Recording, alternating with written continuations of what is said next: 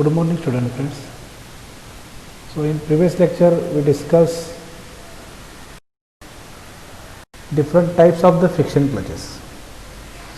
So nowadays most of cars are using basic friction clutch that mainly had some normal components which people may be heard before.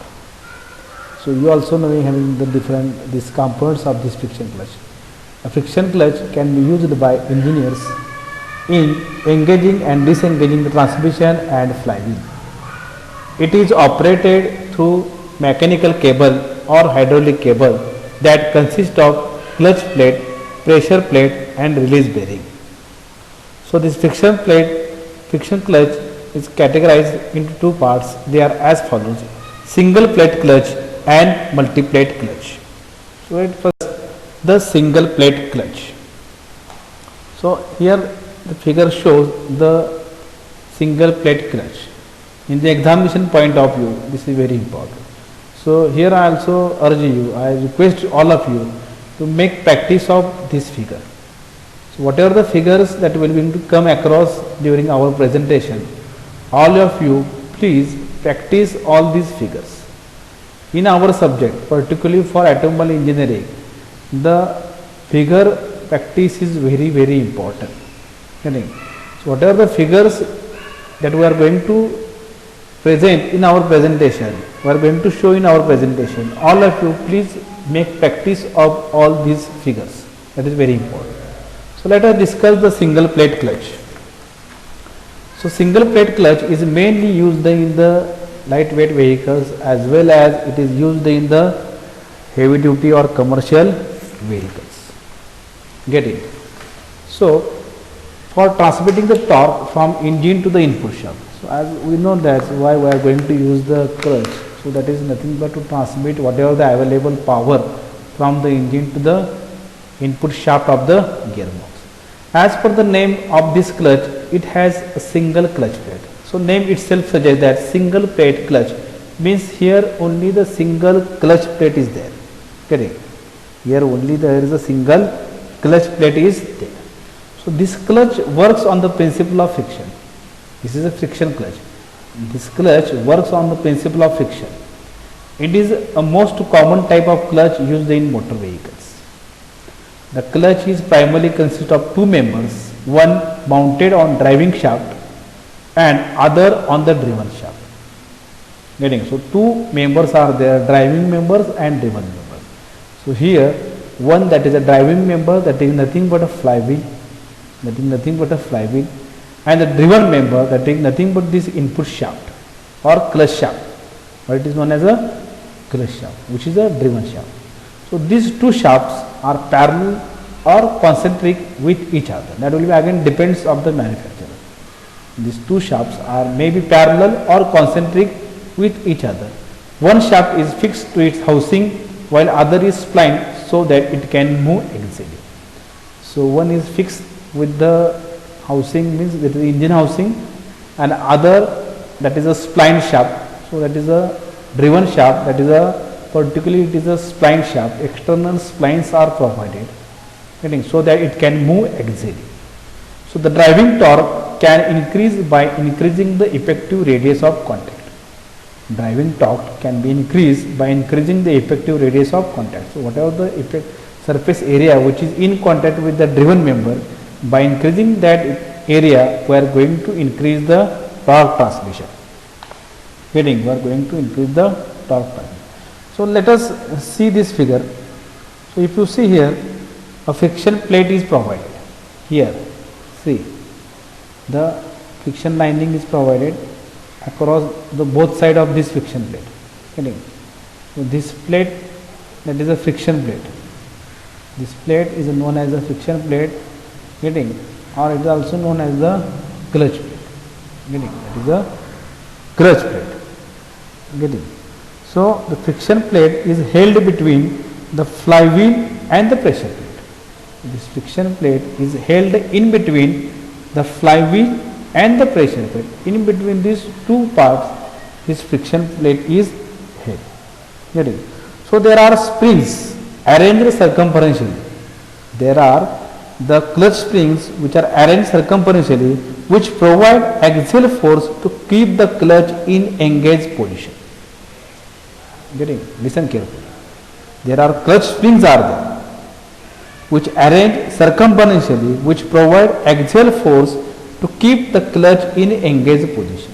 So in this figure, so as we know that this is a two-dimensional figure, so in this case only the two springs are there, but in actually there are so many springs are there that maybe numbers are varying, maybe 3 spring, 4 spring, even 6 springs are there. That will be again depends upon the type of the vehicle in which we are going to use this single plate clutch.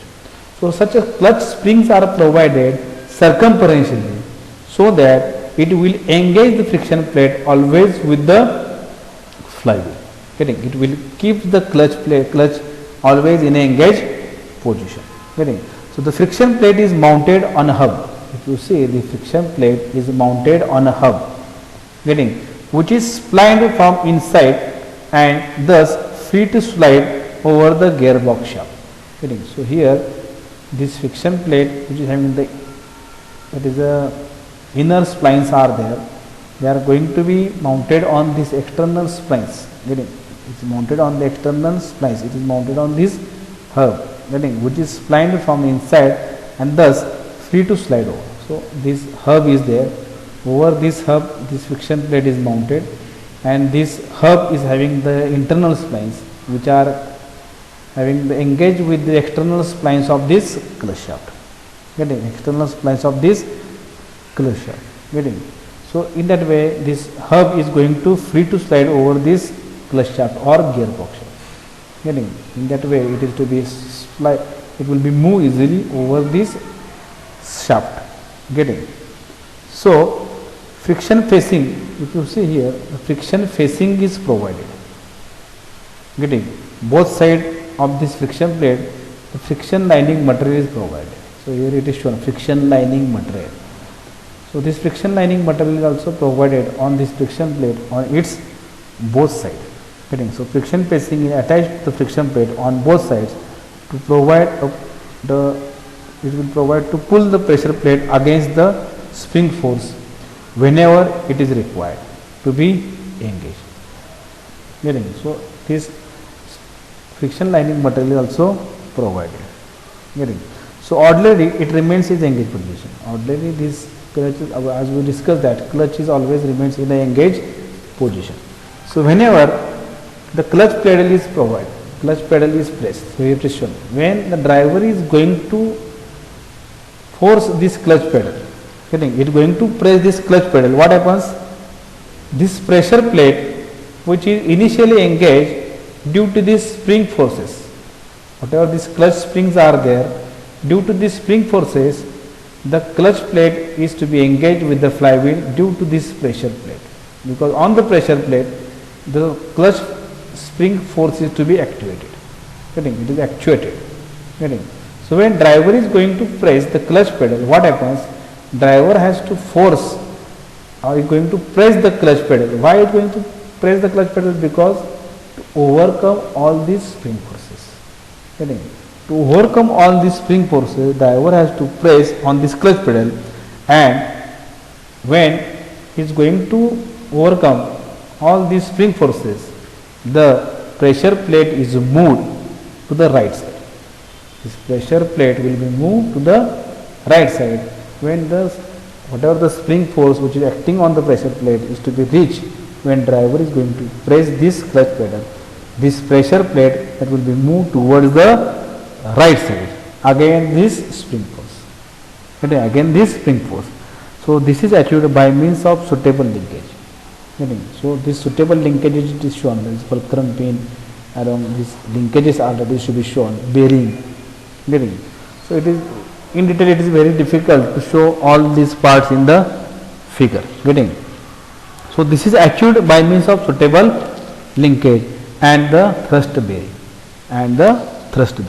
So with this movement of the pressure plate, the friction plate is released and the clutch is disengaged. Once this pressure plate is moved toward the right side against the spring force, at the same time the friction plate is also disengage, it will be released from the flywheel, and thereby the clutch is disengaged. Getting? So in this way, the single plate is going to be work. Getting? Here also construction single plate clutch consists of different types of proper working. They are arranged in systematic order. Mainly it consists of clutch plate, that is nothing but a friction plate with both side friction lining. On the both side means to the flywheel side as well as to the pressure plate side. On the both side there is a friction lining material is provided. Also some other parts which help in proper functioning of clutch like a flywheel, pressure plate, thrust bearing, hub, spring, input mechanism for engagement and disengagement of the clutch. The clutch plate attaches the hub between the flywheel and the pressure plate. It moves axially on the driven shaft. So as we know that this clutch plate or friction plate which is mounted on the hub, and this hub which is engaged with these external splines of the driven shaft, and thereby this clutch plate or friction plate that will move axially on this driven shaft. So in single plate clutch, the clutch plate should have both side friction lining because it mounts between the pressure plate and flywheel. Friction is responsible for the torque transmission. As we know that friction is the main principle of operation of the clutch. The pressure plate engages with the flywheel and springs. The pressure plate engages with the flywheel and springs. Pressure plate helps to push the clutch plate with the flywheel. A lever attaches to the thrust bearing with some mechanism on the driven shaft which transmits input and output motion from the clutch pedal. So working of the single plate clutch. When clutch is engaged, the clutch plate is gripped between the flywheel and pressure plate. Getting? When clutch is engaged, this pressure plate is held between this flywheel and pressure plate. Due to the friction between the flywheel, clutch plate and pressure plate, the clutch plate revolves with the flywheel. As the clutch plate revolves, the clutch shaft also revolves. The clutch shaft is connected with the transmission gearbox.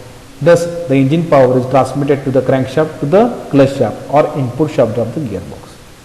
When the clutch is disengaged, when clutch pedal is pressed, the pressure plate moves back against the forces of the spring and the clutch plate becomes free between the flywheel and pressure plate. Thus, flywheel remains rotating as long as the engine is running, and the clutch shaft speed reduces slowly and finally it stops rotating. As soon as clutch pedal is pressed, the clutch is said to be disengaged. So in that way, the clutch is to be engaged. So here also in presentation, the different parts and their function is mentioned. So you can go through the PowerPoint presentation, the PDF that we are going to be share on the Moodle.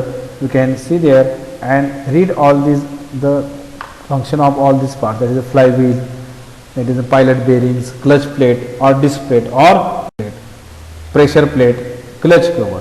That is simple. That is mentioned in these points. Then levers, then clutch, that is release levers or and the getting.